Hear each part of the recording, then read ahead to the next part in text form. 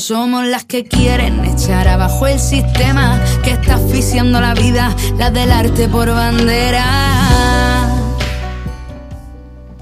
Saludos, comenzamos un episodio nuevo del podcast Voces por la Igualdad y continuamos hablando en esta ocasión de violencia de género.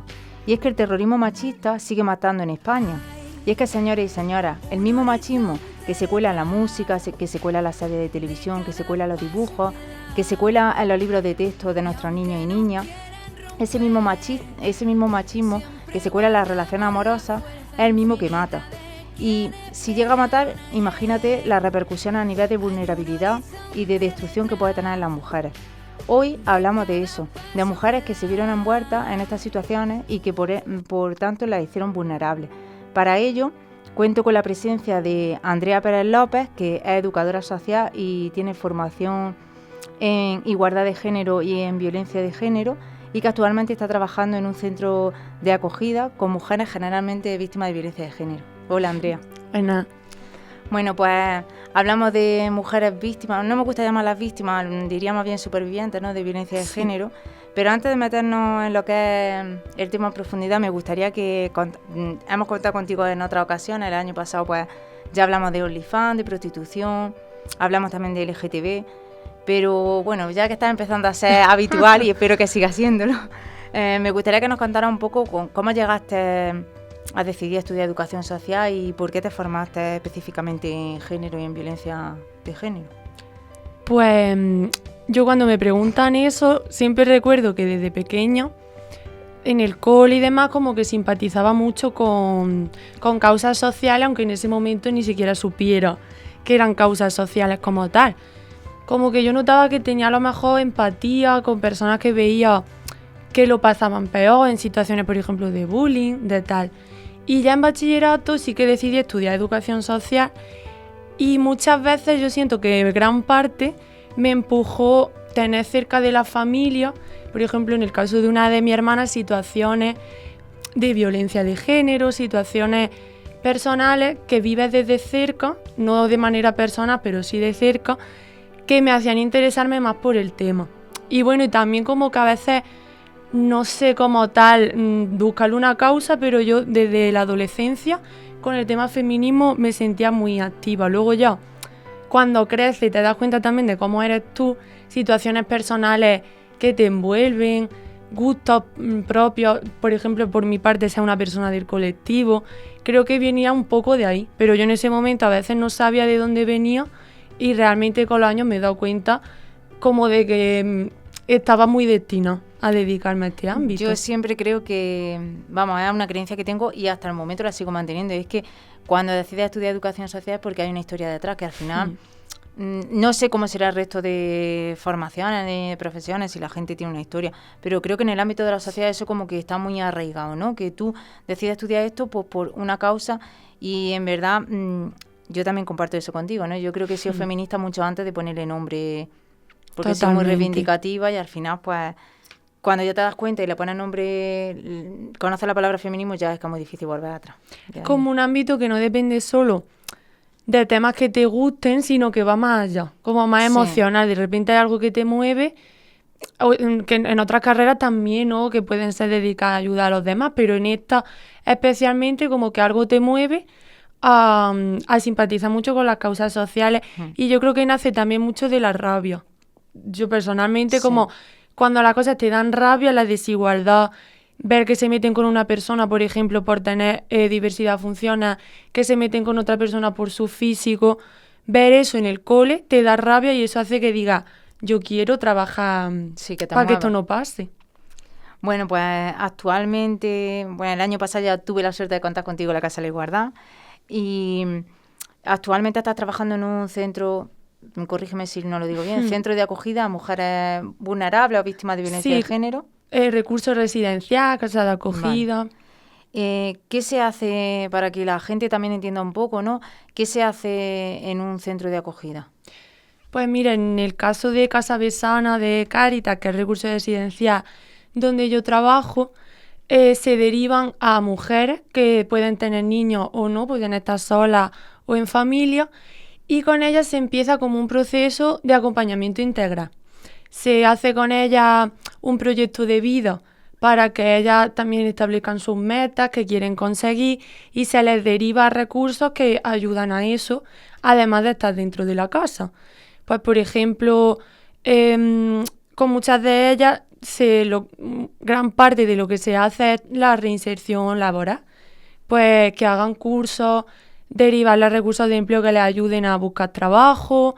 Al mismo tiempo, en la casa se les ayuda mucho con las habilidades materno-filiales, en caso de que vengan acompañadas con niños, y sobre todo el apoyo emocional. Para mí es de las partes más importantes, porque normalmente son mujeres que por una causa u otra no cuentan con apoyo social, ya sea apoyo socioeconómico, de redes de familia, muchas de ellas son mujeres migrantes que tienen la familia muy lejos.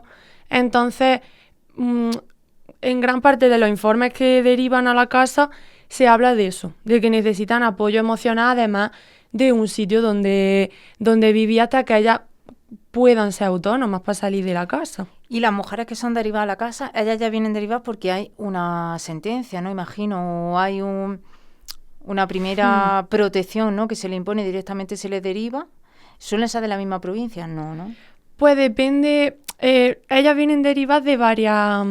Pueden ser, por ejemplo, de los servicios sociales, puede ser de otra asociación, por ejemplo, de la ONG Mujer en Zona de Conflicto, de Diaconia, que es otra asociación. Sí. Hay muchas que pueden ver, ellas acuden buscando algún tipo de ayuda y ven que esa ayuda requiere de un recurso residencial porque es un caso de especial vulnerabilidad y se deriva. Una vez las derivan, la directora de la casa hace entrevistas y valora que esa mujer de verdad, lo necesita, ¿no? Pero ¿cuál es la urgencia? Sí, que hay prioridad frente a lo mejor a otros casos. Y también lo que la casa puede cubrir. Hay algunas situaciones que a lo mejor por los recursos que hay por tal no se puede llegar y se valora que es mejor quizás estar en otro recurso y demás. Entonces, en el caso de las que son víctimas de violencia de género, hay algunas chicas que tienen sentencia y otras que no. No tiene por qué ser. Es cierto que cuando proviene de los servicios sociales o incluso de la UFAN, que es la unidad de familia de la policía y tal, suele haber sentencia, pero puede ser el caso de una chica que sepa que ha vivido esa violencia y que no haya denunciado, que haya acudido a otra asociación. Vale. Habla en situación de vulnerabilidad. Yo lo entiendo, pero quizá hay gente escuchándonos que no entiende. Cuando te refieres a vulnerabilidad, por ejemplo, te refieres a mujeres que estén en situación de trata, en situación de, hemos dicho, violencia de género. ¿Qué más casos? Pues, no entra en temas puntuales, pero sí a grandes rasgos. Pues, por ejemplo, yo, al hablar de situación de vulnerabilidad, sobre todo, para mí es como, para mí lo que es que carecen, ¿no?, de ese apoyo social, de esa red social que hace que de manera autónoma puedan como reconstruir su vida o, por así decirlo, seguir adelante con su vida. Puede ser cualquier situación, o bien víctima de violencia, como tú dices, que provenga de la prostitución, que a lo mejor simplemente sea una mujer migrante que ha venido aquí y carece de recursos socioeconómicos. Lo que pasa es que es cierto que una situación de vulnerabilidad que deriva en una casa de acogida reúne muchos factores que es como bastante grave, por así decirlo, para que no pueda a través de otros recursos salir adelante de esa situación y ya necesite estar en un recurso residencial. Sobre todo es, pues eso, carecer de apoyo social, de factores socioeconómicos. Porque allí se le brinda todo tipo de... Claro, allí dentro de la casa con ella se elabora como un proyecto en el que se le ayuda incluso económicamente, se le ayuda con la alimentación, los hábitos saludables, con un plan de ahorro, pero siempre teniendo súper claro que al final la vida de ellas, que nosotras somos como una guía. Sí, el puente entre... Un puente. Al final ellas son las que tienen que salir de esa situación, las que tienen también que ser activas para seguir adelante, pero esto es algo que yo siempre escucho por ejemplo, en el caso de mujeres migrantes, que es una realidad que está súper presente en la casa de acogida, como que hoy es que se les da mucha ayuda, no trabajan para... Sí. Si de verdad trabajaran en estos sitios y supieran la realidad, sabrían que muchas de ellas no tienen derecho a acceder a ayuda, porque tienes que tener una situación regularizada, porque tienes que llevar X años aquí, en fin. Y no reciben esa ayuda Están de la que se empadronadas habla. para que se te pueda hacer ese ingreso económico Claro, de la supuesta. muchas de ellas tienen que ahorrar de la manera que sea, con algunos trabajos muy precarios. Luego se hace con ellas acompañamiento en trámites administrativos. Se acude con ellas a cita al registro civil, a extranjería, a juzgados, para poder, una vez que si entran mujeres inmigrantes que tienen la situación irregular, no pueden salir de la casa con una situación administrativa irregular. Se trabaja con ellas hasta que eso esté solucionado. Porque es un trámite que la gente que se llena la boca hablando de la inmigración lo ve muy fácil, pero te ponen una cantidad de requisitos y que es muy difícil. Que ellas seguramente solas no lo podrían hacer. Claro, imagínate, las que trabajamos allí dentro tenemos que estar constantemente leyendo, informándonos, porque hay cosas que no tenemos a veces ni idea. Tenemos que acudir también con abogadas especializadas en el tema. Imagínate una persona que tiene dificultades con el idioma, o que simplemente no tiene dificultades con el idioma, ¿no? Pero enfrentarte sola en un país que no es el tuyo, a un trámite administrativo que ya siendo trabajadora a veces da miedo iniciarlo, porque depende la situación legal de esa persona a veces de ti. Pero que vamos, que a esta gente no hay que echarle cuenta, porque esos son los mismos que hablan de que reciben mucha ayuda, son los mismos que dicen que vienen a quitarnos el trabajo. Entonces, ¿en qué quedamos? ¿Que nos quitan el trabajo o se llevan la ayuda? No será que tú estás en el sofá de tu casa sentado muy a gustico y... Totalmente. Bueno, ha hablado de que muchas de ellas vienen que tienen hijos a su cargo, no hijos e hijas. ¿Cómo se interviene con los menores en este caso? Pues con los menores lo que se intenta es como incidir mucho en el tema de las habilidades materno-filiales, pero sin pasar el límite de que finalmente los acabes educando tú. Al final nosotros acompañamos, pero sus madres son sus madres. Entonces, en caso de que veamos a lo mejor comportamientos o actitudes que se pueden mejorar, ya sea de tema castigo, pues intentar ayudar a que mejoren el cómo criar a los niños y a las niñas. Y luego también de manera directa con ellos se les ayuda, por ejemplo, se les da apoyo socioeducativo, se les ayuda con los deberes del cole, se les dan talleres con las niñas adolescentes, por ejemplo, talleres de los mitos románticos, de la prevención de la violencia.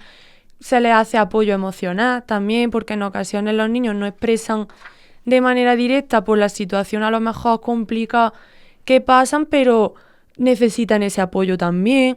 Entonces es muy gratificante porque sin quitarle a la madre su importancia como que es su madre, el puente que se crea es bonito, porque al final los niños se apoyan en ti, pero siempre manteniendo la importancia de que tú ahí no eres como su madre. Ellas son quienes tienen que ser responsables totalmente de los menores.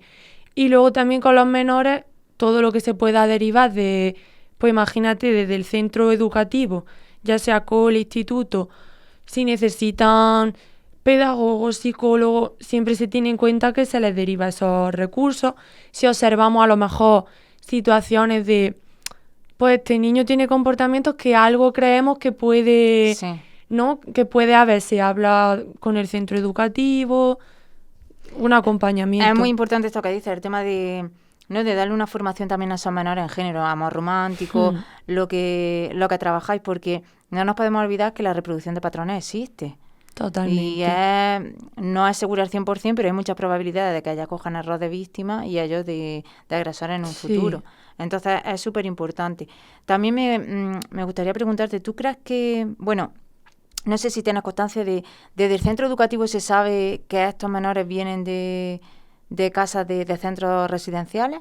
Sí. ¿Y el resto del alumnado también lo sabe? ¿Crees que esto puede generarle un estigma o...?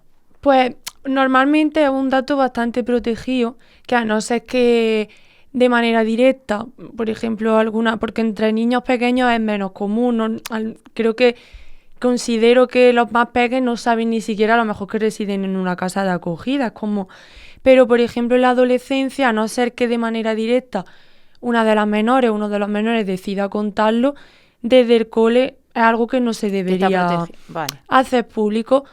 Se puede dar situaciones en las que si se entera alguno de los compañeros, provoque un estigma. Yo personalmente considero que sí lo puede provocar, por desgracia, ¿no?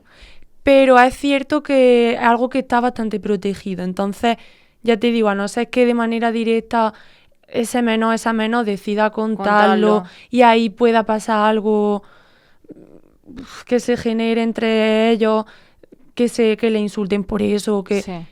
pues ya ahí el centro educativo pues debería actuar también, como en cualquier caso de bullying, ¿no? En cualquier... Bueno, has comentado antes que uno de los objetivos de estos centros es brindar apoyo emocional, ¿no? ¿De qué manera se brinda ese apoyo? ¿Tenéis algún tipo de qué dinámica seguís en torno a eso? Pues mira, nosotras cuando entra una mujer, ahora mismo estamos 4 educadoras. Bueno, antes de esto, ¿cuánta capacidad tiene el centro de...? Pues mira, ahora mismo hay plaza para 5. Lo que pasa es que, claro, muchas de ellas vienen con menores, entonces se puede llegar a ser unas 11, 12 personas o así. La plaza para mujeres es 5 y algunas pues vendrán con 2 niños, con 1, con tal. Y la educadora ahora mismo somos 4. Ahora mismo, cuando entra una mujer, a esa mujer se le pone una tutora de referencia. Es decir, una de las educadoras es su tutora de referencia para llevar el proyecto de vida. Controlar qué objetivos se ponen, cuánto dinero se va ahorrando, problemas que van surgiendo, en que se quiere mejorar, pero eso no quita que ellas puedan desahogarse emocionalmente con quien quieran. Entre mismas convivientes de la casa, a cualquier educadora. Es cierto que sí que tenemos en cuenta cuando entra a lo mejor alguna, imagina, no tiene todavía la confianza suficiente, pues mira, yo voy a ser tu tutora de referencia, ten en cuenta que cualquier cosa me puedes hablar, me puedes escribir, da igual que esté de turno, da igual que no, pero luego una vez allí se pueden desahogar con quien más lo necesite, ¿no? Porque se crean también afinidades. Y el apoyo emocional en muchas ocasiones es simplemente el hecho de estar en la casa, sentir que estás acompañada de gente, que no estás sola, que tienes a alguien, por si te pasa algo, ya es un apoyo emocional muy grande. Y luego aparte, cualquier cosa que ellas necesitan hablar se les empuja también a que lo hagan. Si vemos que alguna observamos que está más triste, que tal, se le intenta sacar conversación. Nosotras, por ejemplo, en el despacho a veces intentamos, pues mira, si necesitas venir y hablamos, tal. En el programa anterior, que hablamos también de violencia de género, estuvo Clara, que ella lleva trabajando muchos años haciendo itinerarios de empleo a mujeres víctimas de violencia de género. En este caso, tú te encargarías de acompañarla a ella a esos itinerarios, ¿no? Claro, no, porque nosotras derivamos otros recursos. Entonces, por ejemplo, en Jaén, Acción Laboral, Cáritas también tiene una parte de empleo. En fin, hay muchas redes, Inserta, Jaén Acoge. Entonces, desde allí, nosotras acompañamos en ese itinerario, pero es cierto que desde la casa también participamos directamente, porque muchas veces nos ponemos con ella, le ayudamos a buscar empresas donde pueden echar currículum, los echamos desde allí directamente. Los currículum a veces los hacemos allí, aunque luego en otro recurso digan, mira, los vamos a modificar, vamos. Entonces es cierto que sería, como tú dices, más bien un acompañamiento, pero en ocasiones sí que de manera directa participamos en ese itinerario. Vale. Pero sobre todo se hace en todos los terrenos, se hace acompañamiento. Y hemos hablado de que no solo hay mujeres que vienen de una relación de violencia de género, sino que también hay mujeres en situación de vulnerabilidad. ¿Con esas mujeres se actúa de la misma manera que se actúa con el protocolo del mismo a seguir con las mujeres víctimas de violencia de género?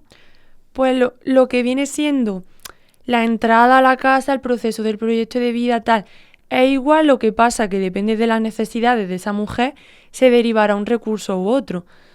Por ejemplo, en caso de mujeres víctimas de violencia de género se puede contar con la atención psicológica del SABA, o quizá en temas judiciales hay un proceso abierto y tenemos que tirar por ahí, que en otra mujer que no lo vive. Emocionalmente, yo personalmente llevo pocos meses, pero emocionalmente también se nota cuando se viene de una situación o de otra.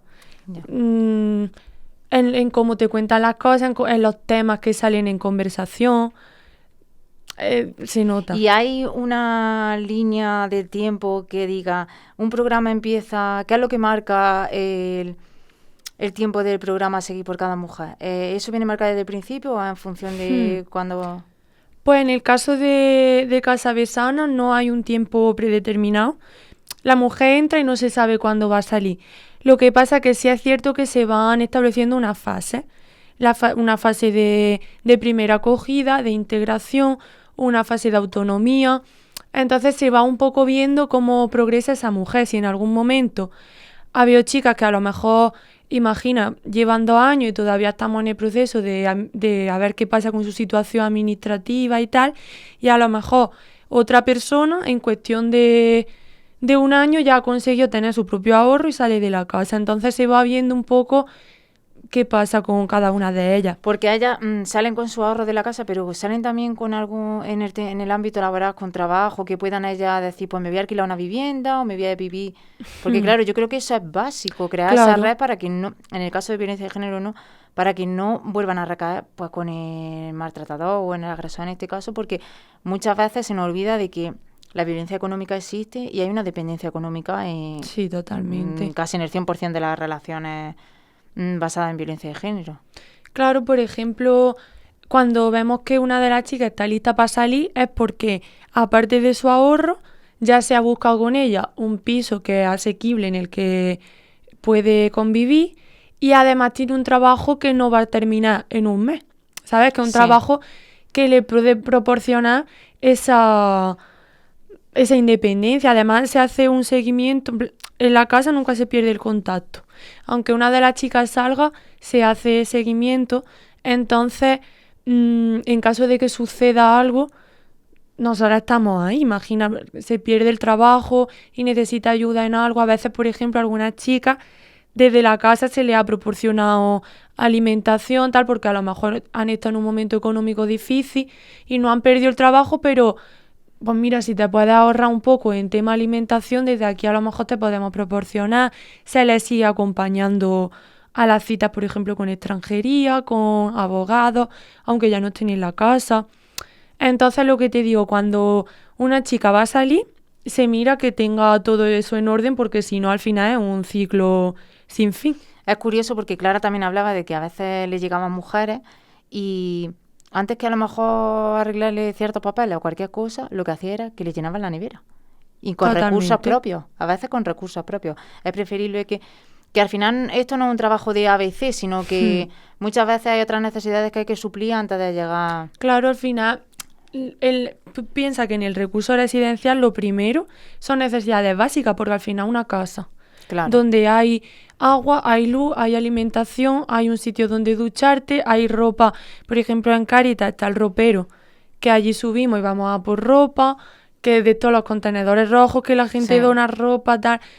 Y lo primero son necesidades básicas. Lo que pasa que como se puede trabajar de manera transversal, pues a la vez que se suple eso, en el momento que llega una mujer empezamos cambio de médico, empadronamiento que esté actualizado, derivación a tal, todo al mismo tiempo. ¿Ellas tienen contacto con familiares o gente de fuera?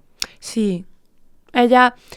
Muchas de ellas al ser mujeres migrantes, tienen familia que está, algunas tienen la suerte de que tienen familia también en España y otras tienen familia lejos, entonces el contacto que mantienen pues es telefónico. Y luego en el caso de que algunas tengan apoyo por aquí, amistades, tal, pueden salir perfectamente y ver, hay unos horarios, hay unas normas, pero pueden perfectamente, voy a salir, voy a ver a tal, sin problema. Lo único que sí que siempre les decimos que eso es algo que tanto trabajadoras como quien convive en la casa tiene que respetar mucho, es la ubicación protegida.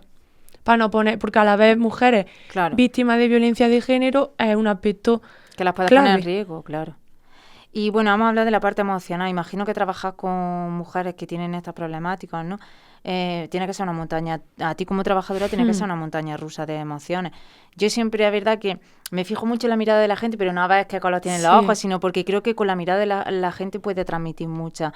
Entonces, no sé si tú observas eso, qué ves en los ojos de esas mujeres que llegan, que imagino que llegan pues con todo lo que entraña lo que es ser vulnerable, ¿no? Con miedo, con confusión, duda de saber lo que le espera, lo que no. Entonces, yo sobre todo a veces veo un poco pues esa timidez, ¿no? De llegar a un sitio desconocido, no sabes qué te va a encontrar, no sabes qué apoyo vas a tener. Pero luego, algo que veo mucho, a veces ves sufrimiento también, pero es como mucho agradecimiento y mucha esperanza, mucha... Yo a veces flipo con la capacidad de superación. Es lo que más me deja historias que te cuentan, que dices, ¿y cómo sigues? Y eres una persona alegre y eres... En los ojos yo sobre todo lo que veo, fíjate que a veces más que el propio sufrimiento, es como esa capacidad de superación que a mí me deja alucinada. De verdad, porque es increíble. A veces, pues claro que ves dolor, ves preocupación, pero es que es increíble porque ellas están allí como súper agradecidas, te lo dan todo. Es como, yo a veces, al ser también como la más joven, y muchas de las mujeres son más mayores que yo, me siento como muy cuidada, de verdad, como claro. Que me siento súper... Yo a veces le digo que es como muy recíproco, ¿no? Porque al final tú estás ahí haciendo que el camino de ella sea más fácil, acompañándola y demás, pero lo que recibes también es muy recíproco. No es para nada... No es un trabajo, es que como hablábamos antes, no es un trabajo automático, no sabes, llega un día y no sabes lo que te va a encontrar, porque no sabes, son personas, trabajas con personas, no sabes qué ha pasado durante el turno anterior, no sabes. Entonces, es como a nivel personal sí que genera una incertidumbre que a veces te puede dar un poco de ansiedad, porque imagino. No sabes qué va a haber, no sabes, trabajas con personas, si va a surgir un conflicto, también si te cuentan algo. Yo a veces como que sin querer salgo un poco de mi parte emocional, me pongo, empatizo, pero intento estar un poco fría también porque dices, si me arrastra esta historia que me acaban de contar, de aquí no salgo, claro. ¿Sabes? Entonces, que es difícil no llevarte las cosas a casa porque es difícil. Claro. Pero es que es un trabajo duro en ese aspecto. Y es lo que tú dices, hay que intentar, no siempre, pero hay veces que hay que intentar estar al margen. Al final tienes que saber escucharla a ellas, pero sin que tampoco vean como que te está afectando tanto que les dé luego a lo mejor reparo volver a desahogarse. Pero luego al final, si es un trabajo con personas, tú te vas a tu casa y esas personas están presentes en tu vida. Totalmente. Yo ahora, por ejemplo, estoy en la semana de descanso, pero yo en mi cabeza pienso... Ay, imagínate, ¿no? Es que no puedo contar, pero sí, pasó esto antes de irme, estará mejor, habrá no sé... Claro. No lo puedes evitar. Y en este tiempo que llevas, o por lo que te han contado las compañeras también, ¿hay un perfil único de mujer, por ejemplo, en este caso víctima de violencia de género? Yo diría que no. En el tema de la violencia de género, por desgracia, yo siempre digo que cualquier mujer puede ser vulnerable a sufrirla por ser mujer. Es cierto que en el caso del recurso residencial vemos situaciones de vulnerabilidad que muchas veces, sobre todo el tema económico, como tú decías, la dependencia económica o emocional, sí que suele ser un aspecto bastante común, por lo menos lo que yo he observado o lo que mis compañeras me han comentado, pero es cierto que luego encuentras, cada caso es un mundo. Lo que pasa es que la dependencia, yo diría que sí suele ser un aspecto bastante común. La dependencia ya sea tanto emocional como económica. Sí. Y además que es la que te empuja a quedarte en esa situación. Sin esa dependencia, porque a veces incluso... Aparte de dar talleres, a veces en una simple comida, porque nosotros a veces comemos allí con ellas, tenemos conversaciones y a lo mejor incluso entre ellas a veces cuestionan, pero ¿cómo puede dar lugar a una mujer a seguir en esa situación? Y nosotras siempre explicamos, si fuera tan fácil no existiría. Claro, totalmente. Si fuera tan fácil salir de un caso de violencia de género no existiría. Entonces esa dependencia siempre está. ¿Crees que hay sororidad por parte de otras mujeres hacia estas mujeres o solidaridad a través de toda la sociedad en cuestión hacia las mujeres que sufren algún tipo de vulnerabilidad, pues mujeres migrantes, mujeres que sufren violencia de género, mujeres que sufren agresiones sexuales? ¿Crees que existe eso o que todavía es una asignatura pendiente que...? Yo, a ver, por suerte, pienso que existe en gran medida, porque al final el feminismo no en parte es eso. Si no hubiera esa sororidad, yo directamente creo que el feminismo ni existiría, porque hace falta empatizar, hace falta... Y también luego, por ejemplo, yo estoy viendo casos de voluntariado que van a la casa que es totalmente altruista, porque no, realmente tu gratificación es más personal que otra cosa, y dedican un esfuerzo y un tiempo a pensar actividades con las mujeres que me deja alucinar, porque al final es como algo totalmente que nace de ti. Entonces yo estoy viendo esa sororidad de manera muy bonita. Luego es cierto que, por ejemplo, en el caso de inmigración, en tema trámites, te encuentras de todo. Hay veces que vas a extranjería y uno de los policías es un primo, ¿sabes? Y te cuenta todo y te explica.